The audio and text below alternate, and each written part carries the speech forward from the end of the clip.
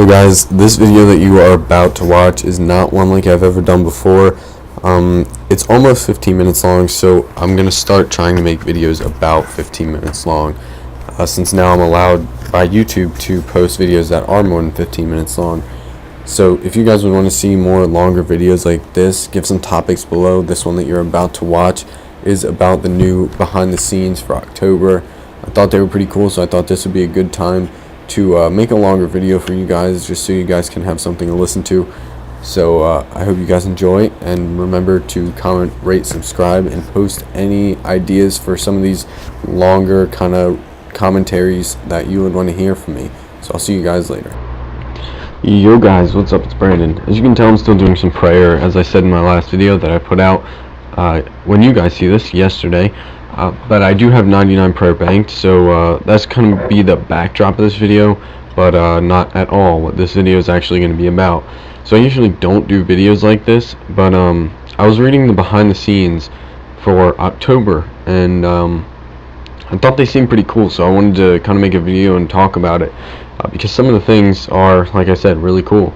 So I started reading it, and the first thing I see is about, I often think back to boss monsters I fought when I was merely a low-level adventurer with nothing but full myth and a few hundred herring to my name. After I read that, I thought it was going to be pretty cool, because that brought me back to, I don't know if you guys remember, a little while ago when they had the poll where you could vote on some bosses that you would want to fight again. Kind of made me think of that kind of stuff again, and just like, if you guys played RuneScape back when random events were aggressive, and that's how they kind of fought the bots, I guess, in a sense. They would basically, if you don't know, for example, if you were woodcutting, a certain tree could turn into a tree spirit, and it would start attacking you, and you could either run away or kill it. And if you killed it, you would get a certain drop that usually has to do with that kind of skill, but it would often be a pretty decent drop for a tree warrior like that, or a tree spirit, and it would be based on your level, what level the tree spirit is, and you can either choose to, like I said, kill it or run away from it. And back then they were a pretty big deal. People would it could really mess some people up. Another one that comes to mind is the evil chicken that could mage you, and you would have to run away, but it could mage you for a pretty long way, so it could do some damage if you weren't paying attention. So that kind of made people start paying attention to the game more and stop trying to AFK every skill like they are now, since random events aren't really, like, they aren't deadly like they used to be. But anyways, back on track. That kind of brought me back to that time, because you know, way back then when I was playing, at least, I was a really low level, and I would get those, and when I would get random events like that, I would just think that I'm totally screwed, and I had to run to the bank right away and bank all my stuff before I died, and make sure I didn't lose everything, and it just kind of brought me back there, which I thought was pretty cool. And then it says, it brings up that evil chicken random, and it says, where is it? Oh yeah, back then, killing Delworth or going toe-to-claw with the evil chicken was a major achievement, but it would be awesome to be able to fight them again with all my shiny stats and equipment, just to show them who's boss now. I think if they make it like a decent level now and bring back some of those random event bosses, I don't want to call them bosses, just random events that are aggressive. If they brought some of those back and let you fight them again, I would definitely do that. They were pretty fun when I finally got a high enough level where I thought that I could kill them, and when I got a random event, I would just put up Protect from Mage, because I finally got Protect from Mage, and I'd throw that up and I'd be able to kill the thing no problem. I just felt, I don't know, it felt great back then. Now it's just like anything you want to kill, just, it's all about money. I mean, back then it felt like an achievement to be able to turn Protect from Mage on, and I think them trying to bring back certain aspects of older RuneScape is actually pretty good. So this new tower called Dominion Tower is it seems pretty cool. I mean, I'm definitely going to use it. I'm going to definitely test it out when it comes out. I might make a video on it for you guys, but I think that's a really good idea by Jagex. There hasn't been like a great update in a while. I haven't done it yet, but I heard Ritual of Majorat is a pretty good quest, so I'm looking forward to doing that. But before then, there's just been some updates where it seems like Jagex is trying to fix things that aren't broken.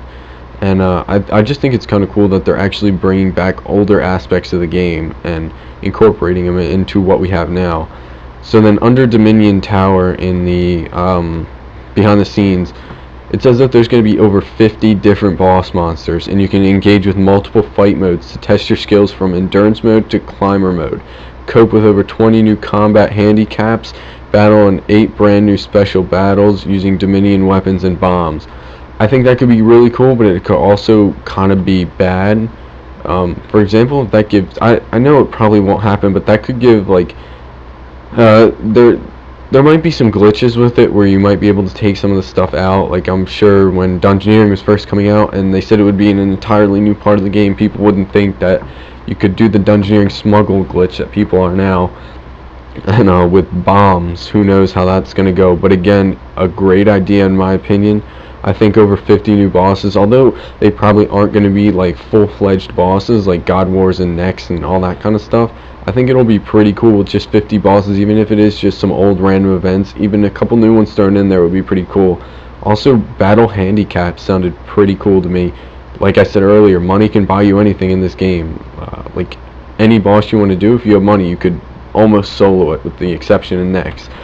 But money now can buy you literally anything. So I think if it's more of a mini game and you go in and you can't use your own armor, and you just kind of have to level up by tier, kind of like how Dungeoneering is, but like you have to level up, and the higher level you get in that game, the more stuff you can do.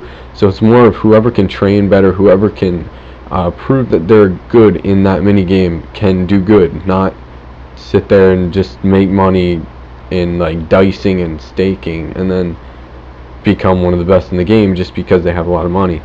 So I think it would be really cool if, like, it's more of a mini game, so it's not about money, and you can kind of work your way up the ranks that way.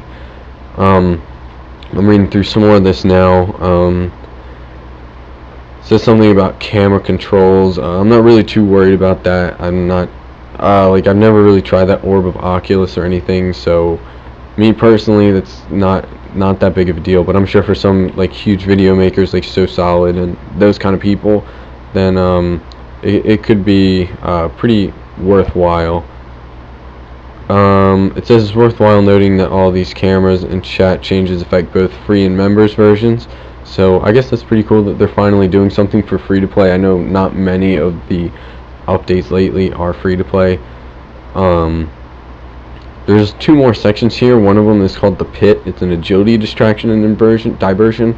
And I personally think this is pretty cool, but I'm sure the people in 99 Agility that did it legit way back when aren't as thrilled as I am, because agility, as you all know, is usually one of the last 99s people get, as it's really slow, repetitive, boring, kind of like what I'm doing now, but literally just running in circles. But it says there's a new distraction and diversion type of mini game where there's a talent scout.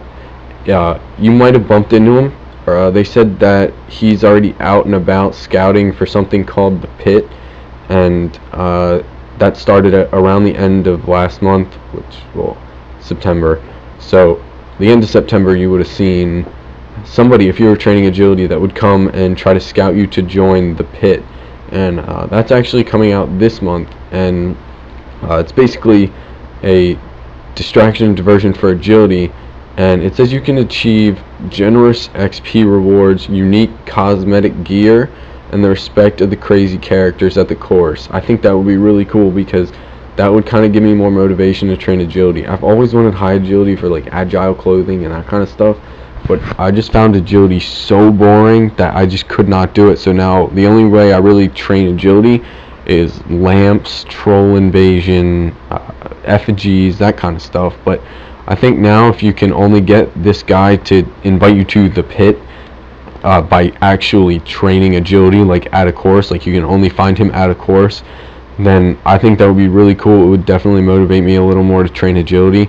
And I don't know Jagex's definition of generous when it says it will give generous XP rewards, but I think that would be really helpful for me, especially if I want higher agility. So another thing, the unique cosmetic gear. Obviously, cosmetic just refers to the fact that it's not going to have many bonuses, if any. It's just going to be for looks. So I'm kind of skeptical about that, because there's already agile clothing, so who knows what they can do agility clothing wise to kind of beat that out.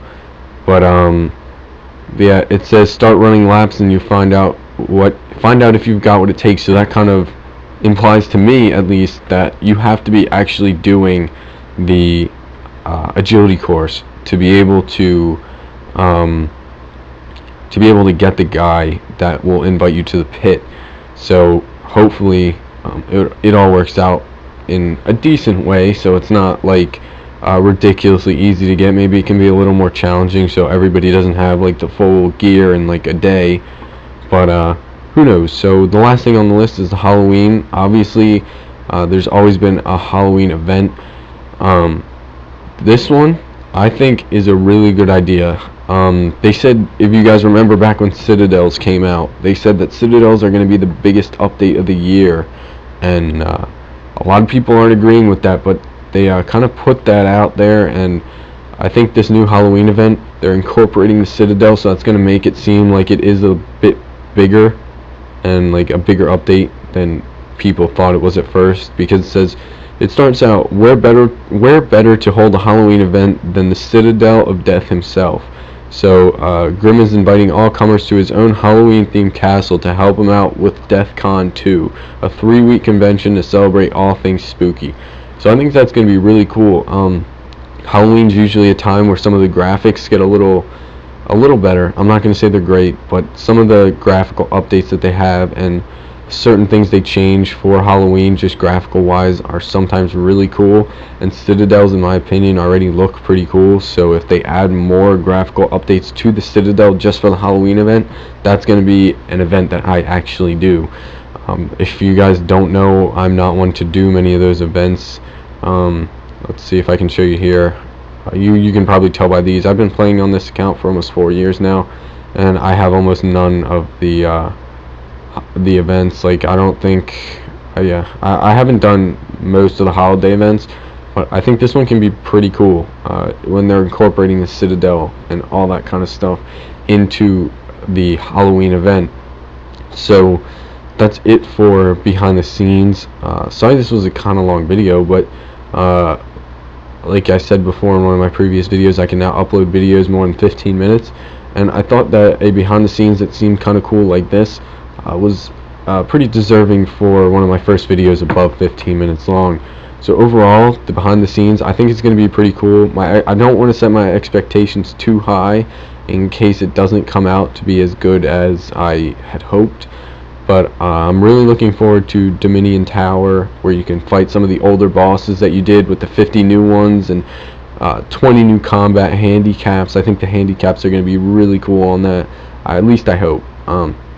Like I said, I'm not setting my expectations too high. I don't want to be too disappointed by this update, but hopefully Jagex can come through on this, and Halloween event is actually one that I plan on doing, so I'm really gonna look forward to that. So I can keep you guys updated on this stuff when Dominion Tower comes out. If it comes out in this order, Dominion Tower is first, so hopefully when Dominion Tower comes out, I am not on vacation, which is where I'm going this coming weekend.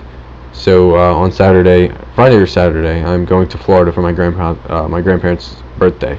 So I'm not going to be able to make videos for about 4 days maybe, but I'm going to try to put out a video every day, close to, if not every day, for the next week or so until then. But like I said, I'll be making videos of all these updates as they come out. I think these kind of videos are actually going to be pretty cool to make now I can post videos above 15 minutes. So I'll definitely keep you guys updated on some of the new behind the scenes, and look forward to more videos coming soon, hopefully tomorrow, guys. So